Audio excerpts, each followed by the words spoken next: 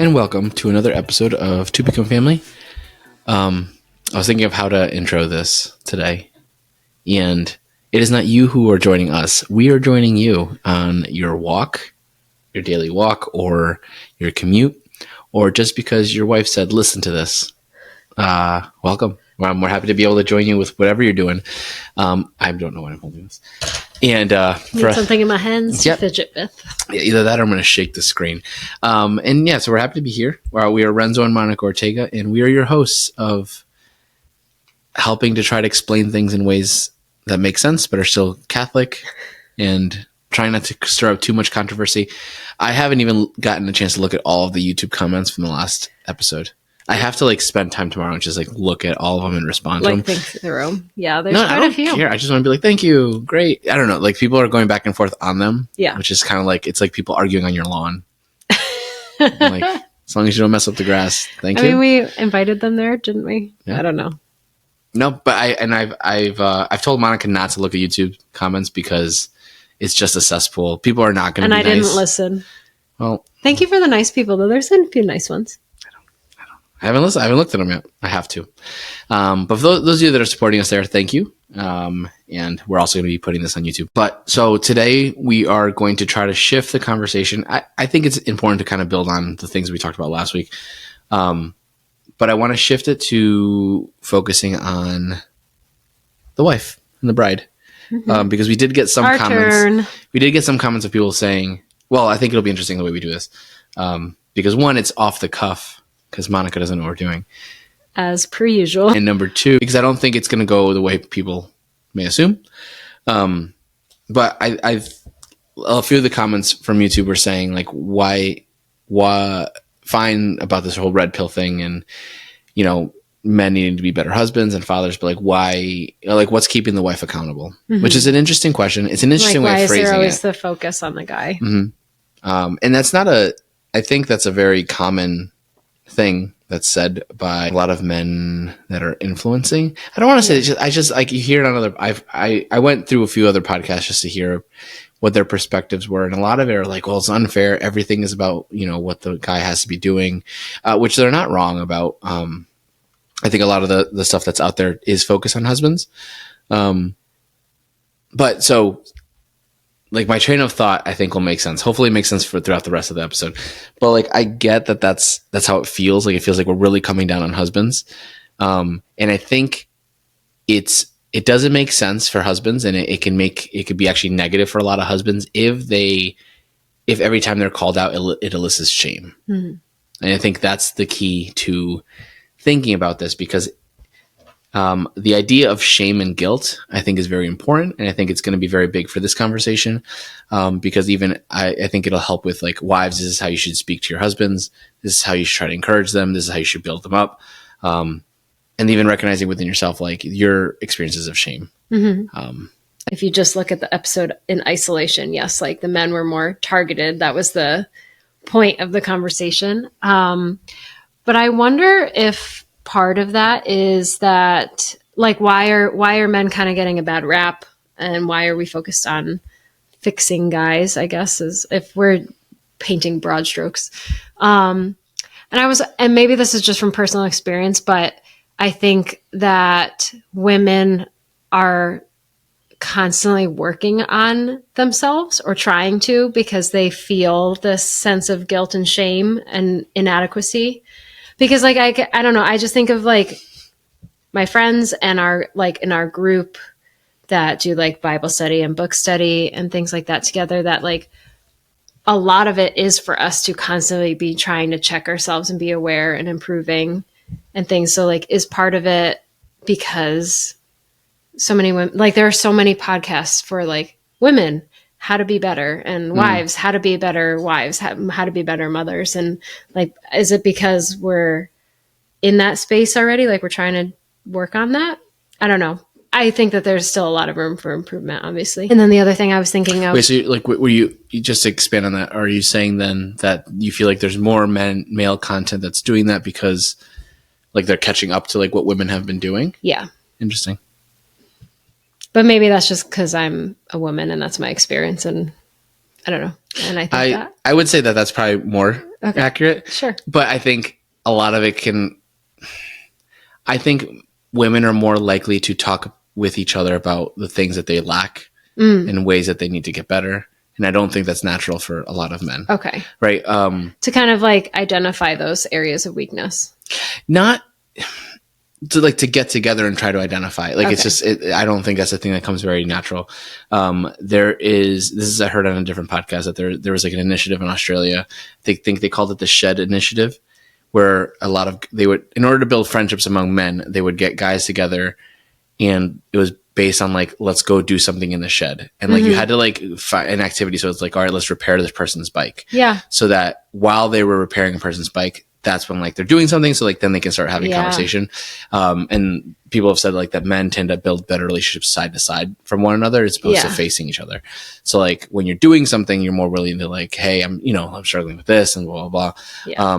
I think a lot of, which, I mean, just our experience in youth ministry, I would say that that's accurate. Yes. With like, if you're trying to get the guys to talk, yes, you need to be playing a game first. Yes, go do something. You can't just have them sit around and talk about their feelings. Yeah. No, and which they will. They'll talk about their feelings if they're like building a bonfire or like moving stuff or playing a game or whatever. So you think that there's content out there for women that say, this is how you could be a better wife? Absolutely. Really? Yes. I can go to the bookshelf and give you 5 books about it. Interesting. What do they tell you? Gosh, now I feel put on the spot. It's great.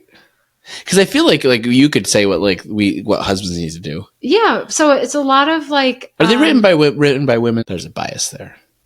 You should get a study written by men. Maybe. So for example, like Be Healed was a book that we worked on like as a group, and all the women were like, yes. Written by a man. I want written by a man. You want one written by a woman? No, like what? But like, I guess like that's not. But I thought that was what you were asking. Bias. More of is there content out there? So specifically for women. Yeah, and So I think no. Is there content out there that says how to be a? So like what we've talked about before, I'm looking up at my bookshelf. What we've talked about before is like how to be a good husband, how to be a good father. Like we've talked about Ephesians 5, we've talked about masculinity, and this is something we've discussed with each other.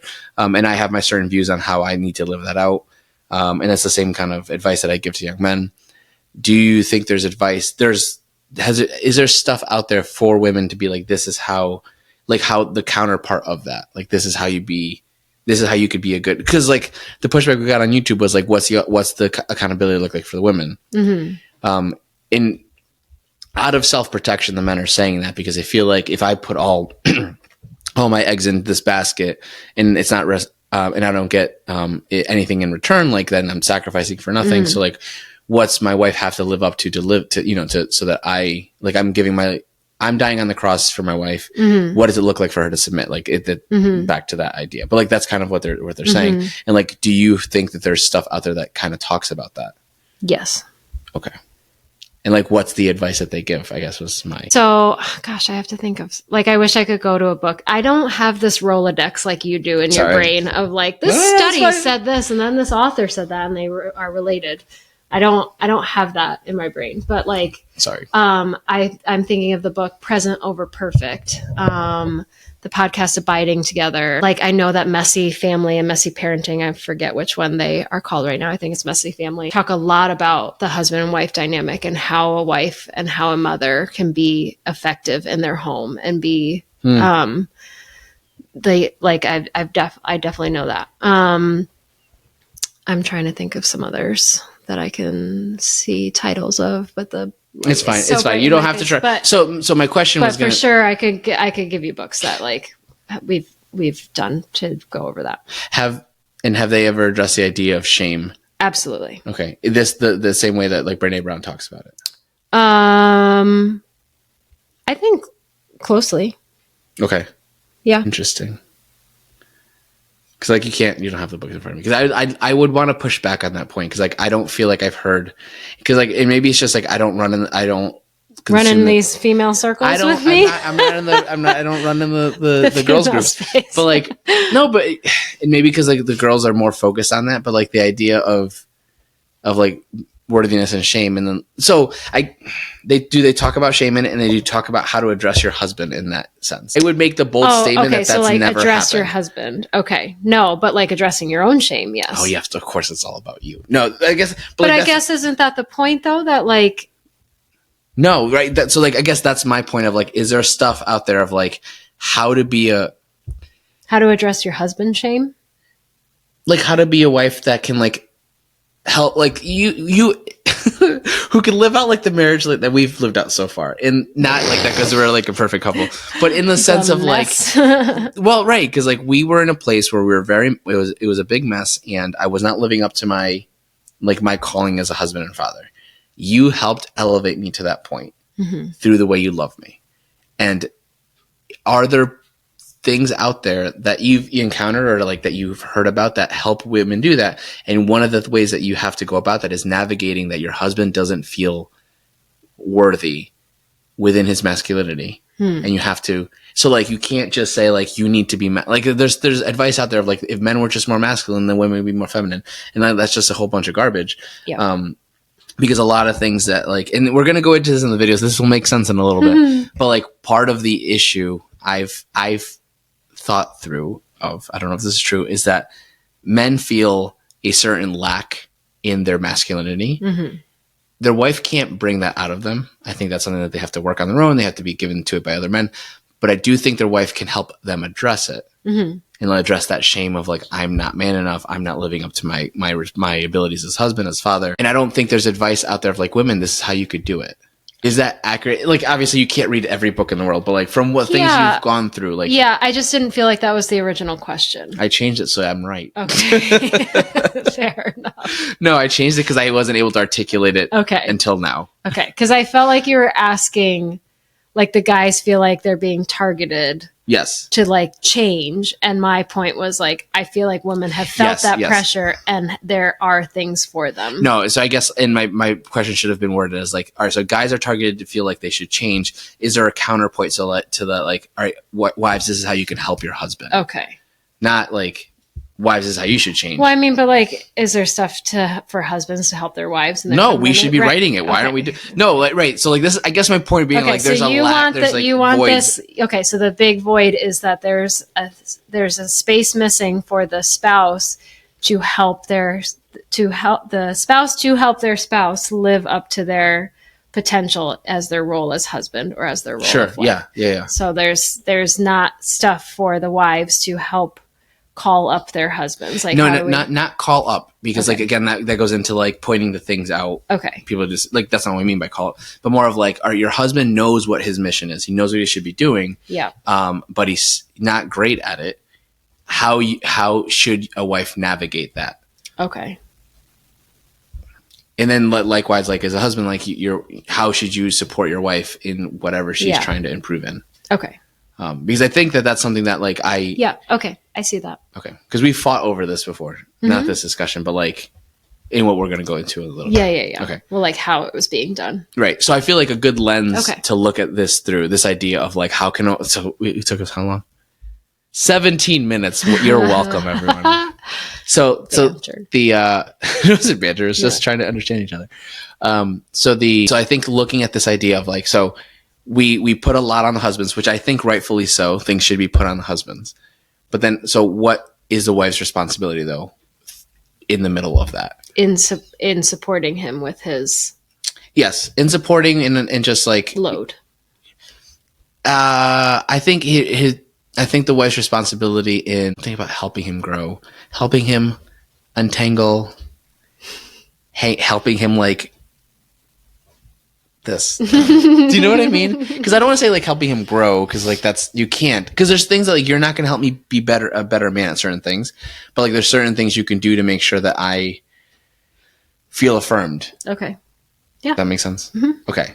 So in order to unpack this more and hopefully make more sense, if this doesn't make sense at the end of it, I'm sorry, everyone. I'm deleting it. Come back next week. No, we're not deleting it. It's just gonna be posted. All right. So I think that whatever you think of Brene Brown, I'm sorry for, whatever you think of her politically. I really don't care. We're gonna focus on her research. I don't care what you think. Okay. Sorry. No, because I think that this message is very important. It's very simple. It's not very, it may not seem very deep, but it's worth considering because it can allow for, like we've talked about this in other episodes, of like common language in navigating things together. Yeah. So I try to do a few timestamps. If I messed up the timestamps, I'm sorry. You're going to see me clicking around. But the idea of shame, I think, is very important to understand. I think it sheds light on a lot of different things that people can struggle with within their marriage. So we'll just play a few things and then talk about it. Certainty, it fuels our daily lives. And I've come to the belief, this is my 12th year doing this research, that vulnerability is our most accurate measurement of courage. To be vulnerable, to let ourselves be seen, to be honest. One of the weird things that's happened is after... Okay. That was the first thing I wanted to share. Because there's also been movements out there saying to husbands that they should never be vulnerable with their wives because their wives will no longer respect them. And I think that is a very dangerous recommendation for men. And on two fronts. One, I think it's dangerous because men should feel like their wife is someone they can confide in. I do believe my wife is my best friend. I do believe that she can get and support me in my most vulnerable times. So I think it's dangerous on that end. And I think it's also dangerous. It could also be dangerous because then women can feel like, no, my husband should be vulnerable all the time. And so like, I think there's an interesting balance there. Like but I do think the idea of vulnerability and is a positive. As courage, yeah. Right. And labeling as courage. Because also like vulnerability is not just sharing every single struggle you have. So like the pendulum could swing of men just being like, no, I'll never be vulnerable, or wives being like, oh, tell me everything, every single weakness, every little thing that bothers you. And then your husband seems like he's incapable of handling himself because he's constantly telling you about all the things that are hard. Sure. Yeah. Because all the things are hard. So listening to that, the image that came to my head, we were on a team that facilitated a pre-Cana workshop yesterday at our parish. And one of the things that we did at the end of the evening was spend time in adoration, and priest offered to hear confessions. And to see the male fiancés stand up to go to confession, I was just like, yes, that is manly right there.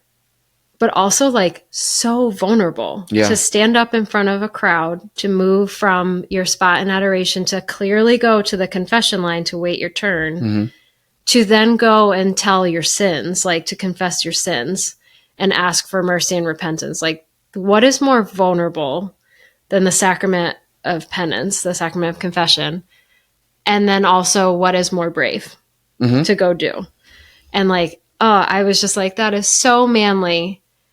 And I don't know, I feel like, is there something there that women should encourage, that like they encourage humility, they encourage vulnerability, I guess, like in its rightful place, right? Like there's a time when like losing your cool is just not appropriate, right?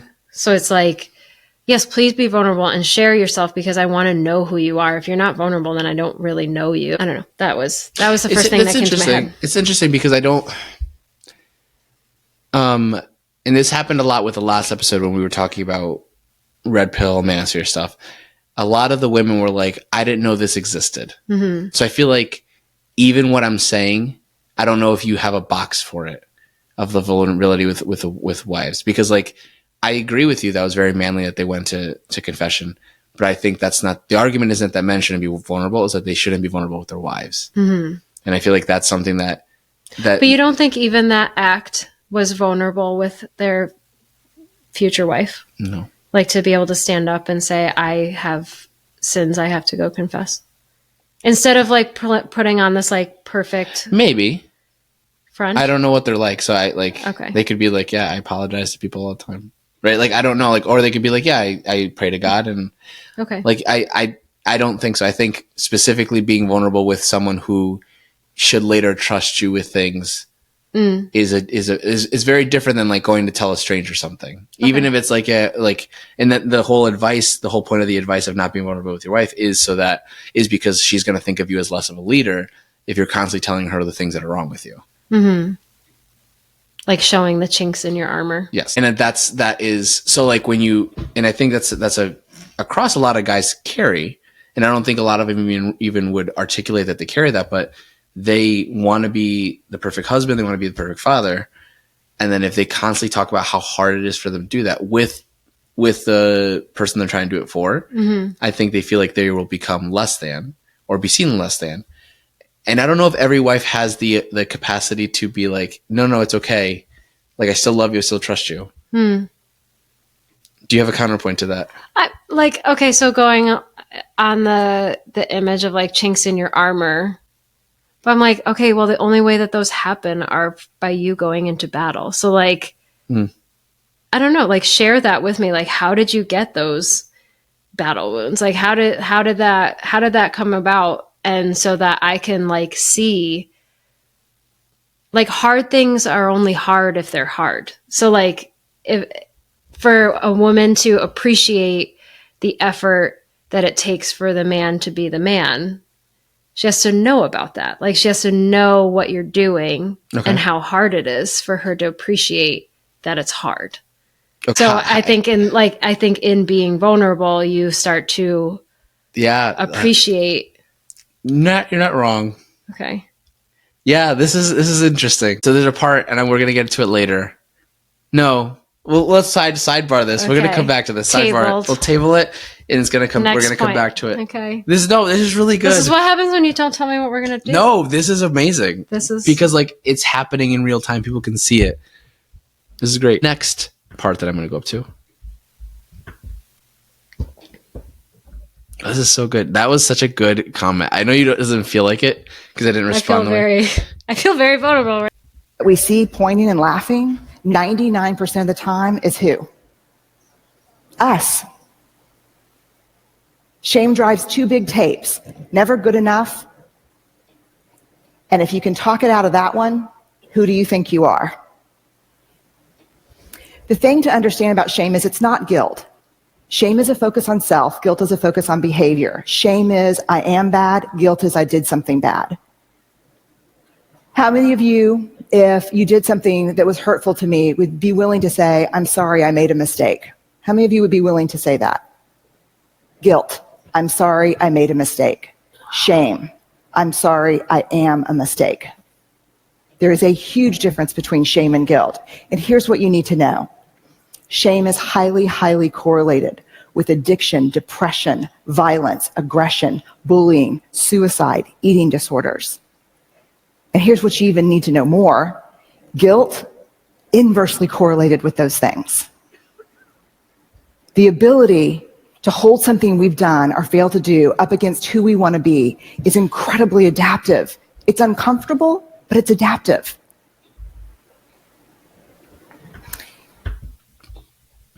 All right, I want to pause there. So I'm going to kick this part out. It's not uploading. So you can just leave. All right. So I want to pause what we just talked about. Because we're going to get back to that about husbands and wives talking to each other. We're going to get back to that.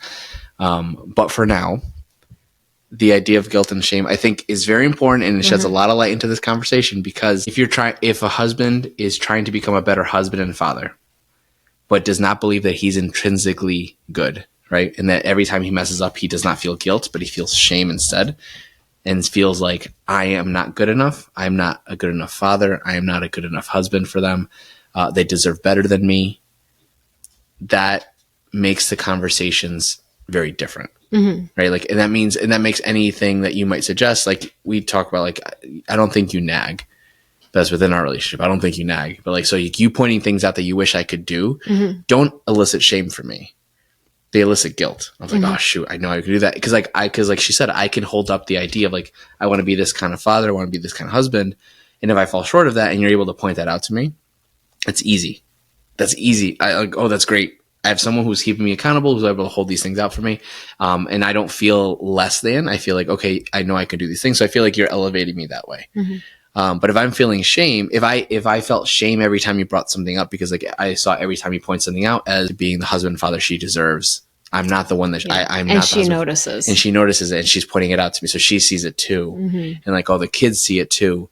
And all that starts, and I start feeling shame about that. Like that makes our conversations very, very different. So like even the whole Ephesians 5 debacle that it's been going on all the different medias. I think this idea of guilt and shame within a relationship is very key to that, because if a husband feels like I need to be the head of this household, and then every time you point something out to me, you're not trying to elevate me in any way to be that husband, like that head leader. You're pointing out the reasons why I'm not good enough to be that leader. Like it changes everything completely. It's like a different perspective. So the wife could be saying the same thing, but it's depending on how it's received. Yes. And it's not a tone thing. Like there's an internal thing. Okay, but I think that there can be. I think that how you deliver the message, though, and what you say and what word choices you have could absolutely. Yes. Like in other relationships, yes. Yes. Like, so. We just look at the data here. We look at the objective data in this house, and like you tell me, like, okay, you didn't pick this up. Oh, you're right. I didn't. Sorry. I'm sorry.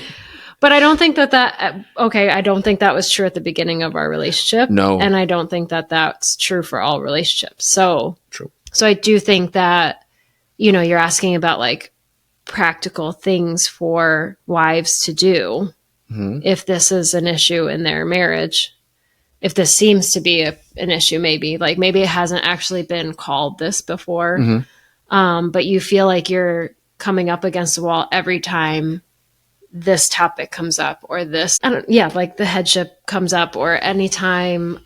Just anytime he feels like he's falling short. Right. Yep. But he might not say that because you're saying it's hard for them to be vulnerable. So she might not know that. Like his defense mechanism might be anger or like. I know. So, but she wouldn't know that he thinks he's falling short. So we're talking about a couple that hasn't had these duke out battles, conversations like we have. Can you imagine though, like being in this, I guess. Can you imagine? Yes. No. Monica 7 years ago. But like, so and I remember being there, but like imagine like you, because like, all right, when you're a guy, at least from my experience, like you don't really need to be told the things you're doing wrong. Like where you're falling short. I knew the areas I was falling short in. I didn't think I could be better. So I felt like whenever I fell short of those things, like it was like, dang it, Renzo, like why are you this way? And then you bringing things up to me was just like, man, she sees it too. Why am I this way? And it just like, I didn't feel good about who I was because I'm just this broken person. And the way I tried to hide that was by getting angry about the thing that you were bringing up and then pushing back on that. And like, no, that's actually like, or if like it's something that really wasn't my fault, I'd be like, don't put that on me. That wasn't one of my mess ups. That was one of your mess ups. And like our arguments were very unhappy. Yep. Or it'd be some rationalization of why it was okay. And that was partially for you to be like, it's okay. You're not broken. Like you had your reasons for not, and that was another defense mechanism. Or just frustration for like, you see all of my mess and you don't see the good things. Like you feel like the scales are swayed in one direction, tipped in one direction. So so like you might not be at that point where, and this could go both ways, but like we're talking about husbands being on the receiving end. So like they're not there for them to say like, I just don't feel like I add up. And the way that might manifest itself is digging your heels in, being defensive, being angry, retreating, and like doing less because the more I do, the more I mess up. So I'm going to do less. And those are manifestations of something deeper and different than what they look like. Keep going. Okay. Shame versus guilt. Yes, this next part's very good because now she's going to differentiate with how shame and guilt are experienced by men and women. because this is from 15 years ago. So she can do that. The other thing you need to know about shame is it's absolutely organized by gender. If shame washes over me and washes over Chris, it's going to feel the same. Everyone in here knows the warm wash of shame. We're pretty sure that the only people who don't experience shame are people who have no capacity for connection or empathy, which means I have a little shame. No, I'm a sociopath. So I would opt for yes, you have a little shame. Shame feels the same for men and women, but it's organized by gender. For women, the best example I can give you is Anjali, the commercial. I can put the wash on the line, pack the lunches, hand out the kisses, and be work at 5 to 9. I can bring home the bacon, fry it up in the pan, and never let you forget you're a man. For women, shame is do it all, do it perfectly, and never let them see you sweat. I don't know how much perfume that commercial sold, but I guarantee you it moved a lot of antidepressants and anti-anxiety meds. So just to pause here, I feel like this is where, like we were talking about with the women's content, right? I feel like a lot of the women's content addresses that, right? And like in your shame and your worthiness as a daughter of God, and just even like how to balance all those things together. Yes. Right. So there's a lot of that. Yes. Which I don't think that there's as much for men. I don't think there's a counterpart to it. She's going to talk about what the counterpart to it is, but I don't think there's any. Okay. And I thought that was what your question was asking at the beginning. So I feel like there's a lot of that for women. Yes. So yeah, and I don't think there's, so I don't think, so addressing that, there's a lot of that for women. I don't think there's a men, if your wife is struggling with these things, this is how you can help her in her shame, right? And then I don't think there's content for men that supports them if they experience shame. I don't think there's a content for women that can support their husbands in that. Agreed.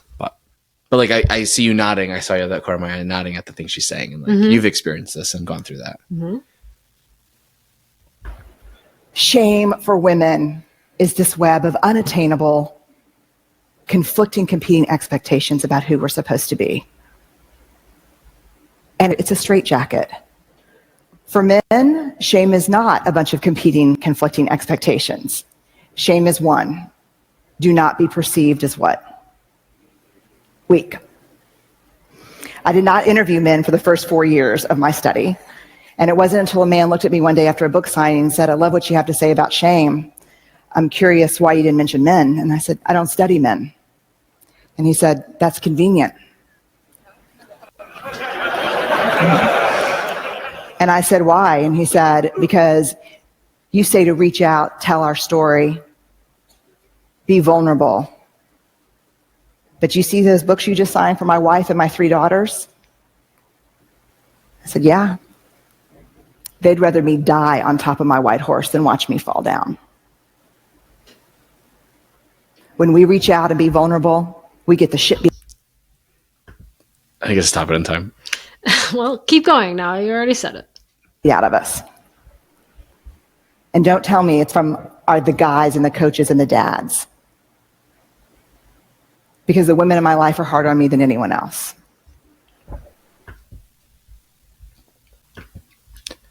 So, with what she just said in mind, back to your thing about how wives can support their husbands and be vulnerable, and you said the comment of like, you want to hear about the chinks in my armor and like how I got them. The idea that a man has to be strong is I think it's ingrained in us and it's ingrained in our culture. And if we see any vulnerability as weakness, like we will never do that. I even struggle with that. I know I think I do. I'm a pretty open person though. So like, but it's not easy to do those things. So like if your husband is struggling, I don't think that it's normal for husbands to open up because opening up seems weak. So like men won't even open up to one another because it seems weak. So like if they're doing a thing together though, and they're just having a conversation, like I'm not opening up, I'm just talking. Yeah. Interesting distinction. Right. Like but like I think it's dumb. Like you're obviously opening up, and like I guess like the reason I'm more vulnerable too is because I've talked to my basketball teams when I've coached them, right?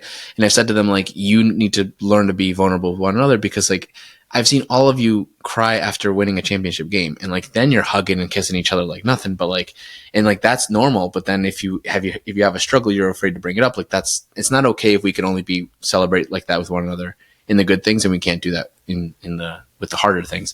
So I'm perfectly comfortable with vulnerability, but I don't think that that's a natural thing that guys will get. Because they're trained not to do that, which I think you need to be. Like, you can't be on the battlefield and thinking about how I'm hurt, right? Like I've said it to our kids. Actually, there's a I saw it today on Instagram actually. So like there was one of the UFC fight nights was last night, and it was in Mexico, and one of the fighters, there's a clip of him, like both eyes are super swollen after a round, and he's sitting in the corner, and his coaches are talking in Spanish, and when somebody's translating, he's like, you don't need your eyes, just listen, you're gonna put your hands up, and he's just trying to coach him, but like, you don't need your eyes, you just gotta go. And like I coach our kids like that too, so like I know what that's like, and I was coached like that. But like, so you're trained to like, you just got to go, you got to be able to push no matter what. Like you get hit on the battlefield. Like I tell our kids that at jiu-jitsu, they're like, oh, my hands hurt. Like, is that going to matter when you're in a fight? No, you got to keep going. So like, so like they're trained on that. That's great, but then they're not like, but emotionally you can't do that. Yeah. Like physically you can, but like emotionally we're not made to do that. Humans aren't made to just keep going and push through and pack it down. But because we're not given that counterbalance or counter examples, like we think that we have to always be that strong. So to be vulnerable, to be like physically strong and emotionally strong. Yes. And just be strong all around. Like that's it. I am strong if I am masculine if I am strong. So if I am then vulnerable and I see that as weakness, then it is a feminine thing to, an unmasculine thing to share my struggles with you. So I can't tell you my chinks in my armor, and I can't tell you the battles I've been fighting. You should only see me as on my white horse that comes home and like, I did all the things, and I can do all the things at home too. And I can lead, and I can be the husband and father you deserve. Because if I fall down, that I can feel shame from that. Because your identity is wrapped up in the being the white knight that comes, brown knight. Sorry.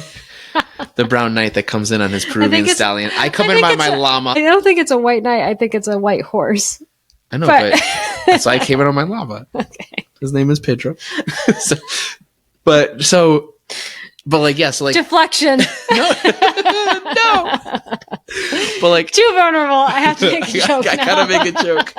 No. But another thing, ladies, we can pick up on. But accurate. But like, yes, like the identity, and I remember hearing that for the first time. She also said it in the different talk. Yes, and you sent it to me, and you were like, "What? I don't believe this." I was like, "You do." I remember it not being received well. It did not go the way you thought it was. No, I thought you were gonna be like, "Oh no, I love you so much. I would love it if you were vulnerable." And you're like, "What are you talking about? I don't do that." Way to make it about you, Monica. Yes, that's exactly. I was like, but like, okay, that's a great. I'm trying to be vulnerable here. That's a great point, because I think that happens for a lot of men too. I remember the scene here. It was at this table. It was just a different house. No, but I think that happens for men too a lot. Like if they share how they feel, yes, it can then be like, what you just shared made me feel this way, and then it becomes they just. Or you shouldn't have felt that way because. Yes, and so now the guy feels like I just have to apologize. So that's why a lot of guys just feel like I just have to be on my white llama thing, my white animal. It's just like I always stay up here, and I can never share how I feel and never share any weakness. Yes. So therefore, let me at least tell you how I wish things would run around the house, right? Like let me be the head of the house and just tell how things I want happen, but I'll never share anything deeper. And like I think that's a lot of men are seeking to at least have a thing where they can put their stamp on, like, this is what I created. And then just be happy to look at it and like, okay, that's fine. Like this is where our family is. And I think there's deeper relationship that Jesus requires of us in our marriage that I think requires vulnerability and requires us to not be afraid of showing our, opening up to our beloved. Yes. So one practical tip for women is to not correct your husband's vulnerability, like to receive it and to not like redirect it and say that should have been put there, or to like It's so funny. quantify it. Yes, because I didn't know how to get to like, I wanted to, because I knew if I showed you the video and said we're talking about this, you know where to get to. You know what to start saying, but I didn't know if they would know what you're talking about. But like now that we've gotten to this point, like I think now you could give advice because I remember us going through this. Yeah. Yes. So that's a good point. Yes. So yeah. So Point number one. Tip number one. What do you mean? Don't redirect the vulnerability. So to try to like, but you're saying that you're worried or anxious or weak in like you're sharing that you feel weak or inadequate in a certain area, and you're like, and for the wife to be like, oh no, that like it's really more this, because we're putting it in our feminine box and you're coming from your masculine box. So I'm trying to give an example. You can use me. Yes, thank you. You can use me however you see fit. Sorry. I was going to make up a hypothetical real world scenario. I can't think of one, but like there were so many times where I was trying to interpret or like I thought I understood what you meant. And you'd be talking about something with work, for example, maybe like, do we have time? Can you edit this? I can edit all of this. I'm going to keep this. I'm trying to think of a real thing that we discussed. Okay. This is hypothetical. Okay. So let's say husband starts talking about stress about finances and because we have no stress there. Our car broke down yesterday. And just like, okay, sharing stress about finances and I'm worried about this, and the wife starts to try to come up. What if I remember this? So maybe this is kind of related to your hypothetical. Hopefully it fits. But there was times, not currently where I am because I'm very happy where I work. But I remember there was times where like I would be working in a position that I wish I could. Like I wish I was in a higher position. I wish I made more. Mm-hmm. And I remember feeling like and trying to express to you how like I just wish I either that I did better in high school or college, or being like I wish I could move to a different position. I wish I had more experience here. And I remember bringing those things up to you. Mm-hmm. How would you say that should not be handled? One, it should not be handled in trying to come up with ways for that to happen. Like, okay, well then how about you like take a class or you work on a different certification or you know, like it's okay, you can work more hours, and like trying to fix the problem, because part of that was actually you trying to express that you feel inadequate at that moment. Mm-hmm. And what I'm hearing is that you're stressed about work. Mm-hmm. And like there is something deeper that is trying to be unveiled. Mm-hmm. And if we as women just jump to the like trying to come up with a solution or a way, it's almost like you're proving my point because you think you can fix the problem. Mm-hmm. And I'm trying to share about like something deeper about myself right now. Yeah. And I remember like wanting to just be affirmed and like silly, but just like, it's okay if we don't make a lot of money right now. Yes. Like just something simple like that could have been like, all right. Yes. Because like the things I don't remember exactly how this, I remember expressing it. I don't remember how it went, but I know that like hearing things like, well, you know, like can you start looking at other jobs? Like, you know, maybe go back for certifications, things like that. I already thought of those things. Right. I have. Of course you did. And I already but it's so like, of course you did, but that wasn't communicated. And so I felt like, oh, you're stuck in this spiral. So let me try to shine light on your woe was me, you know, on your confusion or what have you. And it was like, duh, you know, like, duh, the budget needs to be fixed. And I need to be tighter on grocery shopping and like all those things. But like in that sharing, we have to first like receive and just let our husbands talk and share, and us just are you going to do the image that she does about the hole? No, she doesn't do this one. Okay. So one of the images that Brene Brown talks about in shame, in when somebody is being vulnerable with you, is to just sit in their hole with them and not try to help them climb out, not try to like come up with, well, like if you just climb up this bank or I'll hoist you up, but you're just to sit in it first with them is so important, because that's where relation building and like shame is allowed to be shared and vulnerability is allowed to be shared, because I'm just going to sit and receive. Yeah. I'm not going to try to correct or fix, because that only affirms your shame and digs you deeper into that hole of shame. And here I am high up on the outside, like, how's it going down there? I can tell you how to not go in the hole again.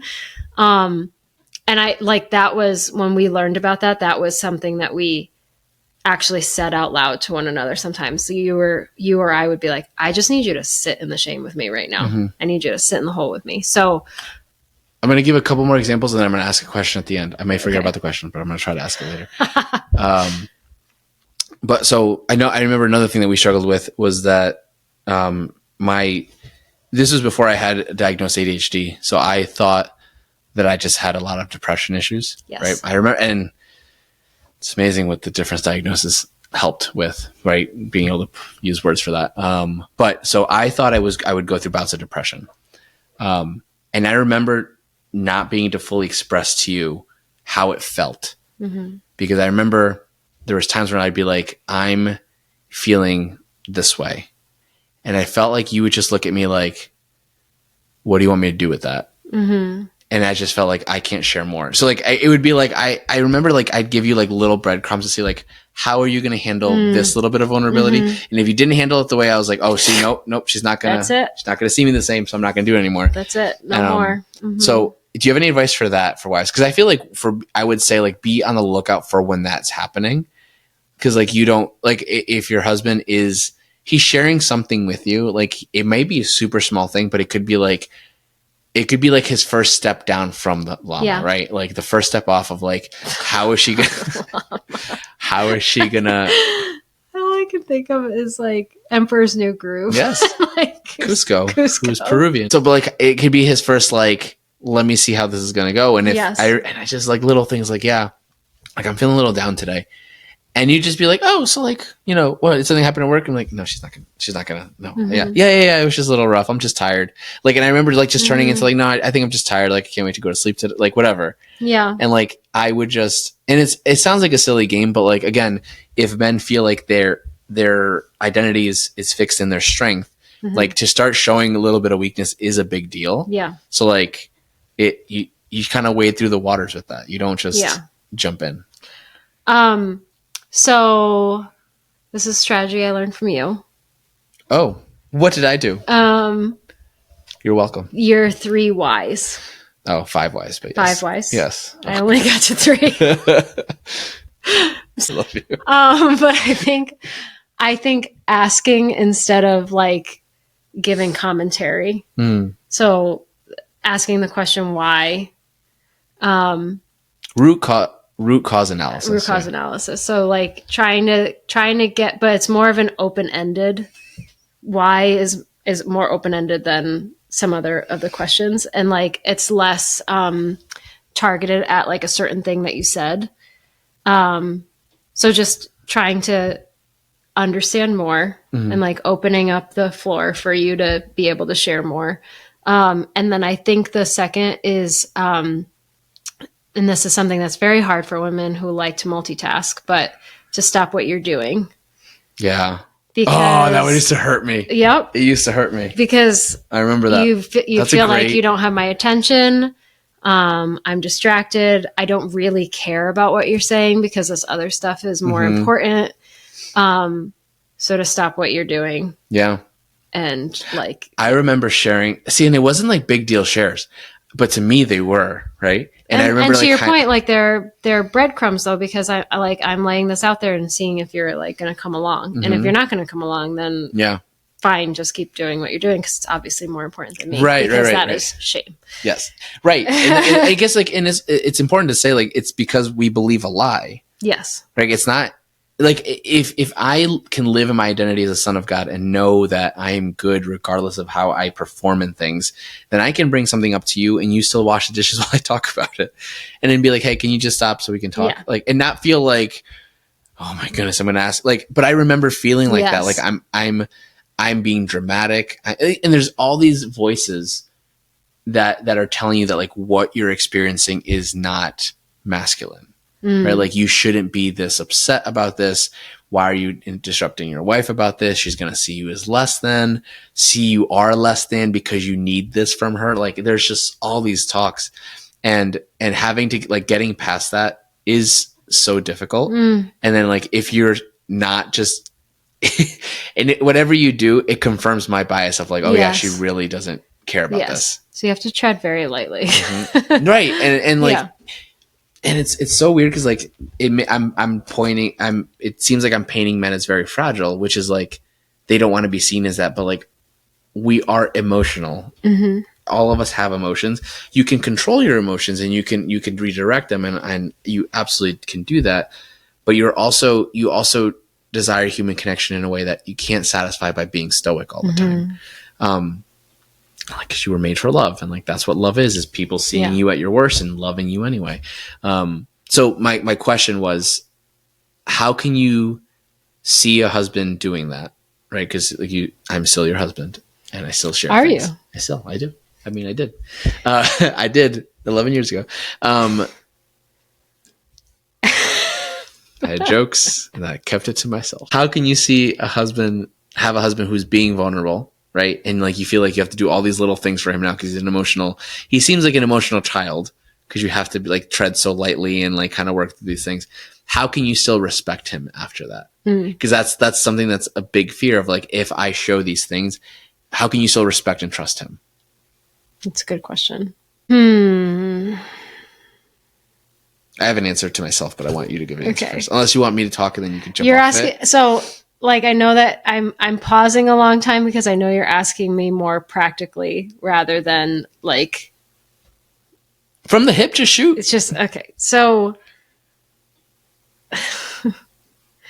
for me, it was like, as we were going through this vulnerability process, learning vulnerability, identifying shame versus guilt, that one thing for me, because this was a both and, we didn't really share a lot of like me processing shame and things like that while this was happening as well. But for me, it was, okay, wow. So this life thing is hard for both of us.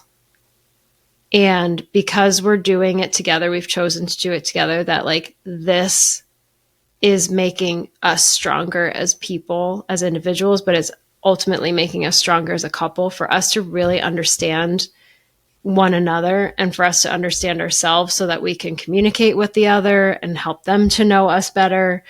I just saw that as a strength, because then we know what we're dealing with instead of these like actors who are pretending. Like, at least we know who we are and where our strengths and weaknesses lie, so that when we face some really heavy stuff, which some really heavy stuff happened during this like unveiling process, then we just had a better idea of like who we were and who we were working with. So I think that was really important for me. And I grew in respect for you, because I think some of it too was like, these are things I already knew on the surface. So for you to acknowledge that, I respected that more, instead of like, do you really not see this? Like, do you really not see some of these weaknesses? Because like, I think guys are afraid to show their weaknesses, but like, and maybe not like in a strength, like physical strength way, but like, your wives see some, like you live together and you are married and you're making a family. Like, we see those weaknesses, but it's almost like, do you not see it? Like, so for you to see it, it was also like, oh, okay. So like, now we can, as a family, as a couple, like, we can work with that and we can grow from there, but we can't if we're not going to acknowledge it. Yeah. So I think I grew in respect because you were willing to acknowledge. Yeah. And then I was like, you filled me in on a lot of like the root of where this came from. Cause again, I saw the surface. So for me to like really deeply understand like where some of that stemmed from, whether it was like, I never had that modeled for me, or like ADHD, like my brain just doesn't see that or work that way.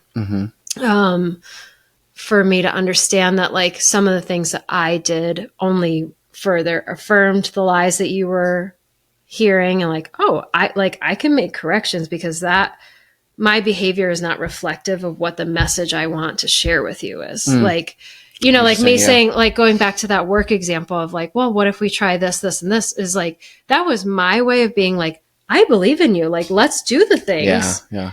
But that wasn't the message you received. No. Right. So like I was trying to empower you and be like, let's do it. Like, let's spend the money and go back to school. Like, I know that you're capable. And so for me to better understand like what my message was actually communicating to you, okay, then I'm going to work on what and how I'm saying it so that the deeper thing that I want to share with you and express with you is actually given and received. And I would, and the only thing I'd add to that is you've done a great, and I don't know if it's because I like words of affirmation, but like you've done a great job, and you started doing a great job during all this of affirming me and saying things like, I love you, I'm proud of you, I respect you, thank you for working so hard. Because those things help me.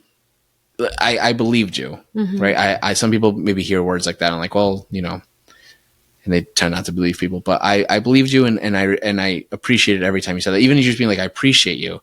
Or I just want to affirm you that you're doing a good job in this. And like, and when that was unprompted, it wasn't even like me saying to you like, hey, I'm struggling with this thing. That helped speak truth to all the lies that I was believing. Because like I do, and like, it's one of those things like, you know, God loves you, but do you feel like God loves you? And like, I know my wife loves me, but I don't feel like my wife loves me. So then when you start feeling that way and feeling like your wife loves you, it's a lot easier to then start being more vulnerable with her because she still loves and respects me. And I'm able to share these things, and she still loves and respects me. And it's a cycle of like, it's a cycle in just the opposite direction. Cause like now the bias is towards she loves and respects me no matter what. And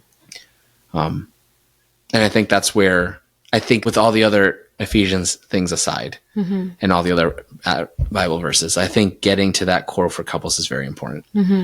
Because if you can't have those conversations, like if you haven't seen your spouse cry before, I think it's a problem. And I know that's gonna irk some people.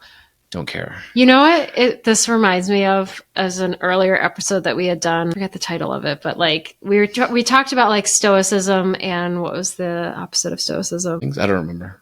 But like, and it was something about like men with chests and like yes. And then you just saying getting to the core of it and how like getting to the heart of it, core, COR, meaning like the Latin for heart, right? Yes. So I'm catching on. Thank you, Robbie, for all the Latin lessons around here. But that like we need men of heart who are like strong and capable, but also like vulnerable and feel. Because if stoicism is going to be like the way that men are going to function, and then they see emotions as weak, so then they're going to see their wives as weak because women often lead with their emotions, then this is where this big divide is going to come from. And like so many misunderstandings because you see like stoicism as the way to be, but then where's that like relational building going to come? And then I also think too, like we're saying with the leaders of the family, heads of the family, that like when that notion is questioned, it's like, are you calling men weak? Are you calling them incapable? Because we're not. And it's like, it's because they feel shame. Like you're attacking an identity. Right. And instead of calling them out in places that they could feel guilty and then improve, like they feel like you're calling them out as you are not. As like a man. When if that was the way that God intended it, then God would not have made marriage. Like you need one another. You need both. And you need men of heart so that they're open to receiving the wisdom and the beauty of their wives so that they can become better men. And then those men are going to make better women, and those women are going to make better men. And like, that's what marriage is we are constantly lifting one another higher and higher, closer and closer to heaven. The root word of courage, core. Yeah. And vulnerability takes courage. And so, yes, vulnerability takes courage because in order to be courageous, you have to feel fear. Like, in order to be brave and to do something that's brave, you have to do something that is scaring you, but you're going to do it anyway. Mm-hmm. So if you're going to ignore the fact that you're fearful or pretend that you're not, or whatever word we want to use, then you're not actually practicing the virtue of courage. Mm-hmm. Like, it has to be hard. It's supposed to be hard. Mm-hmm. And you're still going to do it anyway. Do you have let me see if I can find the quote from C.S. Lewis that I had you make into a print for me. I can get on my phone. No, I'll get it here. Because like that's to me was a big. I like this quote. I like the quote a lot because I think it kind of speaks to what you're saying. Because I think a lot of men think that strength is like kind of like Brene Brown was saying, like strength is a very singular thing. Oh, you sent it from a different email. I think I sent it from To Be Completed. Yeah, but so like a lot of men think that strength is just one thing, and if they're ever seen as anything but this strength that I believe in my head, then people are going to see me as less than. But I like this quote from C.S. Lewis from his book. I think it's a series of talks, actually. But it's from The Need of Chivalry. Is that it? The End of Chivalry? The Beginning of Chivalry? Got you to laugh. I didn't include it on the print I made for you. No. The necessity of chivalry. There it is. I did include it, actually. Because you're the best. All right, how do I make it so I can see this? It's so big. What'd you say? What'd you say? It's so what? You said that's so big, and then I said, "Oh, that's what she said." But I held it back. I wasn't paying attention until you. I wasn't paying attention. Okay, this is the quote. And I love this quote because it shows. I think it speaks to like what men need to return to. The fact that it's the knight, and that's what we've been saying. The brown knight on his llama. On his llama. All right, so this is the quote from C.S. Lewis. The knight is a man of blood and iron, a man familiar with the sight of smashed faces and the ragged stumps of lumped up limbs. He's also a demure. Mm-hmm. A demure? Demure. He is also a demure, almost a maiden-like guest in a hall, a gentle, modest, unobtrusive man. He is not a compromise or happy mean between ferocity and meekness. He is fierce to the nth degree and meek to the nth degree. C.S. Lewis. And I love that, and I want it on our wall. Because I think... Because it's not this, like, moving towards the mean, right? The happy medium.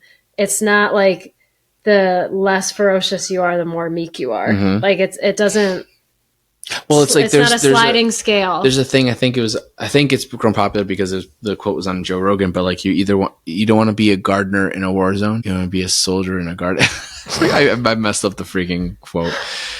But like, there's something like you don't like the idea of like you could either be like you want to always be ferocious all the time, and like no, you could be both. Yeah. To the nth degree. Yep. And it just like having that capacity. Yes, makes you fully human. The capacity to be able to be both is part of your humanity. And I think, so, and all this to say, I think that if men and women in their marriages are struggling with this idea of vulnerability, I think it's something they need to really lean into because it opens up a whole new dimension to their marriage when they can be fully vulnerable and realize that they're still loved unconditionally. Yeah. And I'll help them even with the relationship with God. Yeah. Because though they can go to confession and be vulnerable there's so much more that God wants to stir in there. And recognizing, I think one thing that's important, in case it wasn't clear, is recognizing that we experience and express vulnerability differently. So to try to just watch each other carefully to pick up on those opportunities of expressing vulnerability, receiving vulnerability, and not trying to correct it because it's not the way that we would do it. And this one's for the wives. Like this is where you can step up and you can help your husbands. Yeah. So leave a comment in the comment section on YouTube, like and subscribe. And then if you are listening on Apple and Spotify, leave us a 5-star review. And leave us some nice words as well. But yes, if you can go on YouTube and just... a word of affirmation guy. Tell me you're proud of me on YouTube and everywhere else. And we'll see you at the next episode.